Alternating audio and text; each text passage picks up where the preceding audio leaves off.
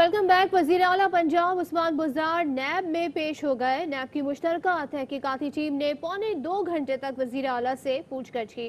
उस्मान बुज़दार बिना प्रोटोकॉल के नैब ऑफिस पहुंचे। नैब ऑफिस में मुश्तरका तहकीकाती टीम ने कोरोना SOPs पर अमल दरामद करते हुए वजीर आला से पूछताछ की। नैब ने उस्मान बुज़दार से निजी होटल को शराब का लाइसेंस गैर कानूनी तौर पर जारी करने से मुतालिक सवालात किए, जिससे वजीर आला ने लाइलमी का इजहार किया, जिस पर उन्हें 12 सवालात पर मुश्तमिल नया सवालनामा दे दिया गया। ज़राए के मुताबिक नैब ने वज़ीर आला पंजाब से उनकी ज़ाती और ख़ानदान के असासों की तफसीलात तलब कर ली। नैब ने 18 अगस्त तक उनको तमाम तफसीलात समेत जवाब जमा करवाने का कहा है। और शराब लाइसेंस केस में वज़ीर आला उस्मान बुज़दार के खिलाफ 2 अफराद वादा मुआफ गवाह बनने को तैयार हो गए हैं। बात करेंगे, मज़हर इकबाल हमारे साथ मौजूद हैं। मज़हर, बताइएगा कौन है ये 2 अफराद? जी, वज़ीर आला पंजाब उस्मान बुज़दार की नैब में आज पेशी हुई है। शराब लाइसेंस केस में उस्मान बुज़दार के खिलाफ एक साबिक अफसर समेत 2 अफराद वादा मुआफ गवाह बनने को तैयार हो गए हैं। ज़राए ने यह बताया है कि साबिक DG एक्साइज ने भी वादा मुआफ गवाह बनने की दरख्वास्त दी है, जबकि एक और फर्द ने भी कहा है कि वो भी वादा मुआफ गवाह इस केस में बनने को तैयार हैं। इस एक का नाम वादा मुआफ गवाह का सीगा राज में रखा जा रहा है और इसको उस वक्त पर मंजर आम पर लाया जाएगा। जिस दरख्वास्त में ये भी कहा गया है, जो दरख्वास्त दी गई है वादा मुआफ बनने के लिए साबिक DG एक्साइज की जानिब से, उसमें यह कहा गया है कि वज़ीर आला पंजाब के दफ्तर से उन पर दबाव डाला गया कि वो शराब का लाइसेंस जारी करे उस होटल को जिसका मेरिट पर नहीं बनता था। तो ये सूरत हाल है कि 2 वादा मुआफ गवाह उस्मान बुज़दार के खिलाफ बनने के लिए तैयार हैं और उन्होंने दरख्वास्त भी जमा करा दिया। ज़राए ने ये इंकशाफ किया है। जी ठीक है मज़हर, बहुत शुक्रिया आपका। वज़ीर आला पंजाब उस्मान बुज़दार ने नैब पेशी से वापसी पर मुशावरती इजलास तलब कर लिया। ज़राए का बताना है, इजलास में कानूनी माहिरीन से नैब के सवालात से मुतालिक मुशावरत, साबिक DG एक्साइज के नैब को दिए गए बयानात पर तफसीली गौर किया जाएगा। साबिक DG एक्साइज ने साबिक प्रिंसिपल सेक्रेटरी पर शराब लाइसेंस के इजरा के लिए दबाव डालने का इल्ज़ाम आयद किया है। खबर ये कि उस्मान बुज़दार की नैब में पेशी को उन्हें हटाने का जवाज करार देना दुरुस्त नहीं। गवर्नर पंजाब चौधरी सरवर कहते हैं कि वज़ीर आला पंजाब को वज़ीर आज़म, पार्टी और अरकान पार्लियामेंट का एतमाद हासिल है। नैब किसको बुलाता है ये नैब का इख्तियार है, हुकूमत का कोई लेना देना नहीं। नैब दफ्तर के बाहर पेश आए वाक़े की शफाफ तहकीकात होंगी। गवर्नर पंजाब की जानिब से कहा गया कि हतमी इंक्वायरी के बाद हुकूमत एक्शन लेगी। नैब सिर्फ अपोजिशन नहीं, हमारे लोगों को भी बुला रहा है। मरियम नवाज ने गाड़ी की वीडियो ट्वीट करते हुए नए इल्जामात लगा दिए। कहा, मेरी गाड़ी का हाल देखें, हर तरफ से गाड़ी पर हमला किया गया। क्या पत्थर बुलेट प्रूफ गाड़ी की विंड स्क्रीन तोड़ सकता है? मैं नहीं कह सकती क्या था, मगर ये पत्थर से कुछ ज्यादा था। पुलिस को नहीं बताया था कि गाड़ी बुलेट प्रूफ है। जो वो करना चाहते थे वो वाज़ेह है। मरियम नवाज ने गुज़िश्ता रोज सिर्फ गाड़ी की विंड स्क्रीन टूटने की वीडियो शेयर की थी। क्या मरियम नवाज की प्रेस कॉन्फ्रेंस में फरमाइशी सवालात भी करवाए गए? गुज़श्ता रोज की प्रेस कॉन्फ्रेंस के दौरान मरियम नवाज की मरियम औरंगजेब से सरगोशी। मरियम औरंगजेब ने सरगोशी के बाद पहले मोबाइल पर मैसेज टाइप किया, फिर रिपोर्टर को पुकारा और मोबाइल देखने का इशारा भी किया। मरियम औरंगजेब ने सवाल के लिए रिपोर्टर का नाम पुकारा। रिपोर्टर ने सवाल पूछा, मियाँ साहब खामोश किस वजह से, ये बता दें। सवाल खत्म होने पर मरियम नवाज ने पहले शुक्रिया अदा किया, फिर सवाल का जवाब दिया।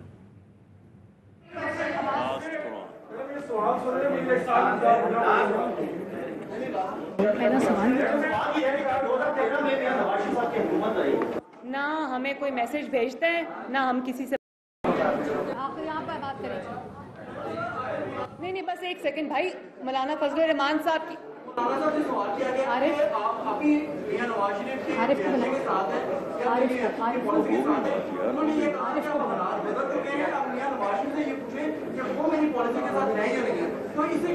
वो मौलाना साहब और मियाँ साहब आपस में खुद बात कर लेंगे। शुक्रिया।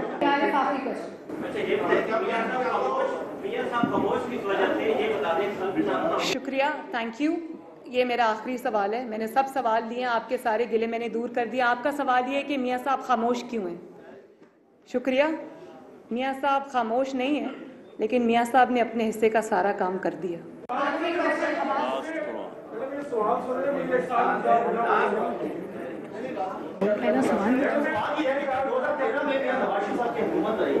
ना हमें कोई मैसेज भेजता है ना हम किसी से बात करते हैं। मेहरबानी। आप यहाँ पर बात करें। नहीं, बस एक सेकंड भाई। मौलाना फजलुर रहमान साहब की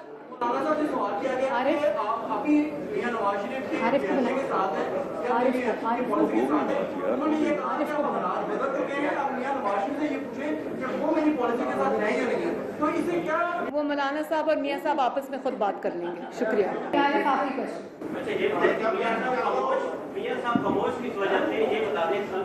शुक्रिया, थैंक यू।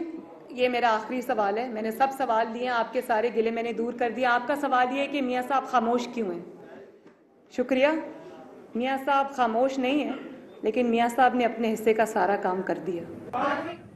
क्या मरियम नवाज की प्रेस कॉन्फ्रेंस में फरमाइशी सवालात भी कराए गए? क्योंकि गुज़िश्ता रोज़ की प्रेस कॉन्फ्रेंस के दौरान मरियम नवाज की मरियम औरंगज़ेब से सरगोशी की वीडियो देखी जा सकती है। मरियम औरंगज़ेब ने सरगोशी के बाद पहले मोबाइल पर मैसेज टाइप किया, फिर रिपोर्टर को पुकारा और मोबाइल देखने का इशारा भी किया। मरियम औरंगज़ेब ने सवाल के लिए रिपोर्टर का नाम भी पुकारा। रिपोर्टर ने सवाल पूछा, मियाँ साहब खामोश किस वजह से हैं, ये बता दें। सवाल ख़त्म होने पर मरियम नवाज ने पहले शुक्रिया अदा किया, फिर सवाल का जवाब दिया। तो ये प्रेस कॉन्फ्रेंस जिसमें रिपोर्टर्स के नाम लेके पूछा जा रहा था कि सवाल पूछें, इसमें देखा जा सकता है कि मरियम औरंगज़ेब जो है मैसेज भी कर रही हैं और उसके बाद वो रिपोर्टर का नाम भी लेती हैं, फिर वो इशारा भी करती हैं और फिर रिपोर्टर सवाल भी पूछता है और उसके बाद सवाल होता है और फिर उस सवाल का जवाब दिया जाता है। मरियम नवाज की जानिब से पहले शुक्रिया अदा किया जाता है और फिर सवाल का जवाब दिया जाता है। तो ये वो प्रेस कॉन्फ्रेंस के मनाजिर जो आप देख सकते हैं। और इससे पहले प्रेस कॉन्फ्रेंस में मरियम नवाज ने पूरा डिटेल बताई थी कि उनकी पेशी में क्या हुआ और फिर पेशी मंसूख भी हो गई। बाद में सहाफ़ी यहाँ पर बैठे प्रेस कॉन्फ्रेंस के लिए और एक के बाद एक सवालात आते गए, लेकिन ये मनाजिर आप देख रहे हैं जिसमें आप मरियम औरंगज़ेब को देख सकते हैं सारी सूरत महल में। पंजाब के वज़ीर इत्तलात फयाज़ुल हसन चौहान साहब हमारे साथ हैं, उनसे इस पर बात करते हैं। फयाज़ साहब, आप क्या कहिएगा, ये जो मनाजिर आप देख रहे हैं, तो क्या वाकई ये फरमाइशी सवालात हैं? बिस्मिल्लाहिर्रहमानिर्रहीम। देखिए, आपको अच्छी तरह पता है कि इनके वालिद साहब भी जो है वो फरमाइशी खेल खेला करते थे। जिम खाना लाहौर क्रिकेट खेलने जाते थे, अपनी मर्जी के अंपायर रखते थे, अपनी मर्जी के बॉलर रखते थे, पोली पोली सी गेंद करता था बॉलर जना। इनके वालिद साहब जनाब खींच के छक्का मारते थे, गेंद बाउंड्री से बाहर जाती थी और सीना तान के कहते थे कि जनाब बड़ा अच्छा प्लेयर हो, और फिर अगले दिन टीवी चैनलों पे और अखबारात पे खबरें चलाया करते थे। ये इनके वालिद साहब का स्टाइल था। एग्जैक्टली यही स्टाइल इस पूरे खानदान का और बेगम सफदर रहमान साहिबा का भी है। कल सारी चीजें एक्सपोज होगी कैमरे के सामने, किस तरीके से जनाब वो प्री प्लान जो अपने पेड सहाफी इन्होंने रखे हुए हैं। मैं सारे जानता हूँ, मैं लाहौर के अंदर बैठा हुआ हूँ, मुझे एक सहाफी का पता है कि जिन्होंने, और तीसरे दर्जे के सहाफी हैं, किसी टीवी चैनल के भी और अखबार से भी उनका कोई प्रॉपर ताल्लुक नहीं है, लेकिन इन्होंने अपने पे रोल पे रखे हुए हैं। उनसे अपनी मर्जी के सवाल पूछवाते हैं और अपनी मर्जी का जवाब देते हैं। ये इनका स्टाइल है। तो मैं ये समझता हूँ हर हवाले से बेगम सफदर रहमान कल एक्सपोज हुई है, तखरीबकारी के हवाले से, शरपसंदी के हवाले से, मनफी शख्सियत के हवाले से। अच्छा, आप इन्हें तीसरे दर्जे के सहाफी कह रहे हैं, तो अब ये खैर आपकी अपनी नहीं, मैंने जो लफ्ज़ यूज़ किया आप गलत ले गई हैं इसको। अच्छा, तीसरे दर्जे से मुराद ये है कि जो सहाफी है ही नहीं। मेरा जो कहने का मकसद है, आप उसको गलत मतलब ना लें। मेरा मतलब ये है कि एक होता है सहाफी जो वर्किंग जर्नलिस्ट होता है, जिसको हम जानते हैं, एक होता है वो वर्किंग जर्नलिस्ट ही नहीं है। यानी आपको आइडिया है कि यहाँ पे कौन से सहाफी मौजूद थे। ठीक है फयाज साहब, ये बताइएगा, अब माजी में तो हमने मर्जी के फैसलों की रिवायत भी देखी है और किसी से छुपा हुआ नहीं है सारा मामला नून लीग की तरफ से, तो क्या अब प्रेस कॉन्फ्रेंस भी ऐसे ही होंगी जिसमें मर्जी के सवाल पूछे जाएंगे? अब ये भी एक रिवायत बन जाएगी क्या? देखो, आज की खबर ये है, मैं आपको जनाब एक और खबर आपको बता दूं कि कल जब 10 लाख रुपए इन्होंने तकसीम किया और मैंने इसको डिस्क्लोज किया, तो कल रात जाती उमरा में और नून लीग के MNA MPA सारों के गले पड़े हैं। वो नजरियाती कारकुन जिनको नजरिए की लॉलीपॉप दे के बुलाया गया था, उन्होंने कहा भाई बाकियों को तुमने पैसे दिए हैं और हमें तुमने नजरियों के ऊपर मुफ्ते पे हमें लेके गए, सूखे थे बिन माही आ जाना। और फिर दूसरी चीज ये है कि ये जो बेगम सफदर रहमान साहिबा, एक और मैं आपको इंकशाफ कर दूं, बेगम सफदर रहमान साहिबा को कल उस नैब के ऑफिस के बाहर पूरे इवेंट में 20 फोन आए हैं शहबाज शरीफ साहब के। उन्होंने मिन्नतें की, तरले की, डांटा इनको कि यहाँ से फौरन वापस आओ। तुम हमारी सियासत खराब कर रही हो। फिर उन्होंने नवाज शरीफ को फोन किया लंदन में, नवाज शरीफ को कहा कि बच्ची को कहो कि फौरन वापस आए। अच्छा, लेकिन बेगम सफदर अमान आप ये कसम कह रहे खा हैं के कि आई नवाज थी शरीफ और मरियम नवाज में ये गुफ्तगू हुई कि वो वहां से वापस आई, ये क्या कर रही हैं वो? मैं वही कह रहा हूं कि बेगम सफदर अमान, कल मैंने प्रेस कॉन्फ्रेंस में ये बात कही थी और जो सच्ची साबित हो गई, उसने बुनियादी तौर पे अपने चचा की और अपने कजन की सियासत के ऊपर कल खुदकश हमला किया है। उसको गम और गुस्सा और बुग़्ज़ और कीना और हसद ये है कि मैं और मेरा बाप तो जो है वो ताहयात और वाहयात नाहल हो गए पॉलिटिक्स से, हमारा चाचा मेरा और मेरा कजन जो है ना वो मौज कर रहा है, वो सियासत एंजॉय कर रहा है, वो कायदे हस्ब इख्तिलाफ बने हुए हैं एक सूबे में और एक मरकज में। वो बुनियादी तौर पे उनकी सियासत को खराब करने के लिए कल आई थी। तभी शहबाज शरीफ साहब उन्हें समझाते रहे कि ना करो, और ये सारा कुछ उसने किया है परवेज रशीद के कहने पे। परवेज रशीद इनका उस्ताद है, परवेज रशीद इनके इंस्ट्रक्टर है, और जो उस्ताद अच्छा हो तो वो इंसान को जमीन से आसमान पे ले जाता है, उस्ताद बुरा हो तो आसमान के ऊपर भी कोई बंदा हो ना उसको जमीन बोझ कर देता है। तो वही चीज हो रही है इसके साथ। ठीक है, फयाजुल हसन चौहान साहब, बहुत शुक्रिया। आगे बढ़े और आपको बताएं कि लाहौर की मकामी अदालत ने नैब ऑफिस के बाहर हंगामा आराई के इल्जाम में गिरफ्तार 58 अफराद को जुडिशल रिमांड पर जेल भेज दिया है। जमानत पर रिहाई के लिए दरख्वास्तों पर कल के लिए नोटिस जारी कर दिए गए हैं। पुलिस ने मुल्जिमान से तफ्तीश के लिए उनकी जिस्मानी रिमांड की इस्तदा की। मुल्जिमान के वकला ने मुखालिफत की और उसे बिला जवाज करार दे दिया। जुडिशल मजिस्ट्रेट ने दलाइल सुनने के बाद जिस्मानी रिमांड देने की इस्तदा मुस्तरद कर दी और तमाम मुल्जिमान को जुडिशल रिमांड पर जेल भेज दिया। वज़ीर ख़ारजा शाह महमूद कुरैशी कहते हैं राना तनवीर का नाम बिला जवाज़ FIR में आया है, मगर उनका साथ देंगे कि कोई इस किस्म की कार्रवाई नहीं होनी चाहिए। नैब दफ्तर के बाहर कल के वाक़े पर मज़ीद बहस की गुंजाइश है। लोग जानना चाहते हैं गाड़ियों में पत्थर कहाँ से नमूदार हुए। हमारे मेंबर मोहतरम राना तनवीर साहब का जिक्र किया कि वो कल वहाँ मौजूद मौके पे नहीं थे। अगर वो मौके पे नहीं थे तो हरगिज़ इनका नाम आना ही नहीं चाहिए, और अगर बिला जवाज इनका नाम आया है तो हम मिलके आपका साथ देंगे कि कोई इस किस्म की कार्रवाई नहीं होनी चाहिए। जो कल का वाकया है इस पर एक तवील बहस हो सकती है। लोग जानना चाहेंगे कि यकदम वो गाड़ियों में पत्थर कहाँ से नमूदार हो गए। मैं नहीं चाहता इस वक्त कि हम हाउस का माहौल इसको मुतासर करें। और कौमी असम्बली में अहम कानून साजी इंसदाद दहशतगर्दी तरमीमी बिल 2020 समेत 5 बिल मंजूर कर लिए गए। इंसदाद दहशतगर्दी बिल की मंजूरी के साथ ही कलअदम तंजीमों और उनसे ताल्लुक रखने वालों को कर्जा या माली मुआवनत पर पाबंदी लग गई है।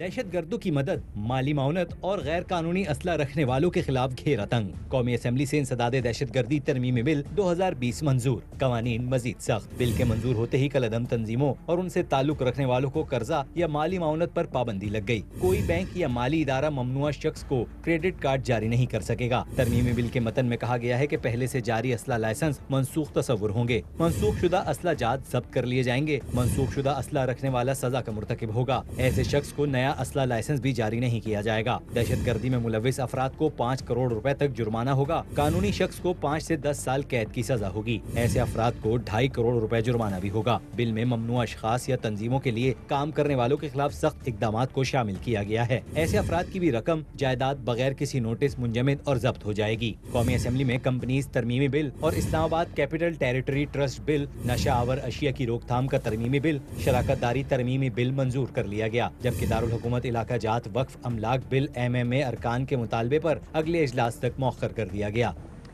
मुशीर खजाना अब्दुल हफीज शेख की ज़ेर सदारत ECC इजलास। ECC ने रूजवेल्ट होटल के ज़िम्मे कर्ज और वाजिबात अदायगी की मंजूरी दे दी। ज़राए के मुताबिक रूजवेल्ट के ज़िम्मे $105 मिलियन कर्ज और सूद हुकूमत अदा करेगी।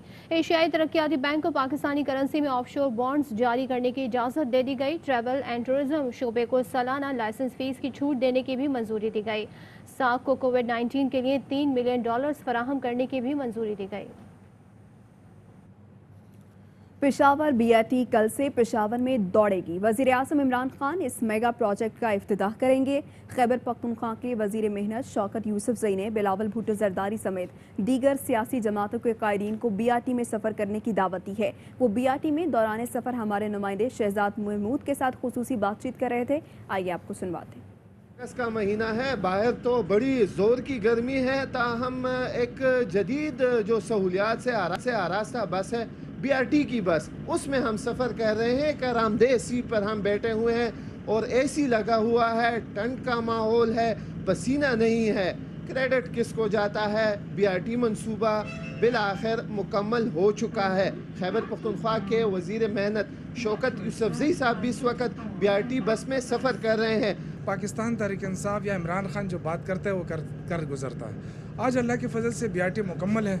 मैं उन तमाम लोगों को, बिलावल जो वहाँ चीख कर कहता था, मैं उनको कहता हूँ कि अल्लाह के बंदे, कराची तो पानी में डूब गया है, अगर कोई डूब नहीं मरा है शर्म से तो वो पीपल्स पार्टी की लीडरशिप है।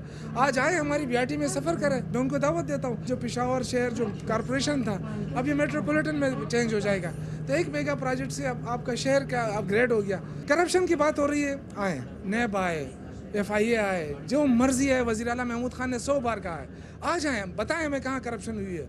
अगर करप्शन हुई है तो वज़ीर आला के अपने अल्फाज हैं, वो कह रहे हैं मैं सज़ा दूंगा। खैबर पख्तूनख्वा हुकूमत का फ्लैगशिप मंसूबा था BRT, जो कि मुकम्मल हो चुका है। शहर पेशावर के बासियों के लिए क़याम पाकिस्तान के बाद बेहतरीन सफरी सहूलियात के हामिल का ये मंसूबा है। जी, सुप्रीम कोर्ट ने NDMA को कराची भर के नालों की सफाई और तजावुजात के खात्मे के लिए 3 माह का वक्त दे दिया है। नालों के अतराफ में कायम तजावुजात भी फौरी खत्म करने का हुक्म। मुतासरीन की बहाली और मुतबादल के लिए सिंध हुकूमत इकदाम करे। अदालत ने हिदायत की कि NDMA कार्रवाई करके जामे रिपोर्ट पेश करे। सिंध हुकूमत NDMA की मुकम्मल मुआवनत करे। सिंध हुकूमत को हाजी लिमू गोट के नालों से तजावुजात खत्म करके मुतासरीन की बहाली का हुक्म दिया गया। चीफ जस्टिस ऑफ पाकिस्तान सबसे बड़े शहर कराची की तबाही पर बरहम रिमार्क्स दिए कि शहर में मुकम्मल तबाही है और सिंध हुकूमत नाकाम हो चुकी है। लोकल गवर्नमेंट भी फेल है। KCR भी सुप्रीम कोर्ट चलाए, सड़कें भी हम बनवाएं, कचरा भी उठवाएं और बिलबोर्ड्स भी हम गिराएं। ये कैसी तर्ज हुक्मरानी है कि सूबे के लोगों का ही ख्याल नहीं, हुक्मरान सिर्फ एंजॉय कर रही हैं। सिंध तो मुकम्मल अनारकी वाला सूबा बन गया है। सूबे के कौन ठीक करेगा? क्या विफाक को कहें कि आकर ठीक करे? ये तो सूबाई हुकूमत की नाकामी है। विफाकी हुकूमत को आना पड़ा, हेलीकॉप्टर पर 2 चक्कर लगाकर बैठ जाएंगे। खबरों और अपडेट्स का सिलसिला इस ब्रेक के बाद भी जारी है।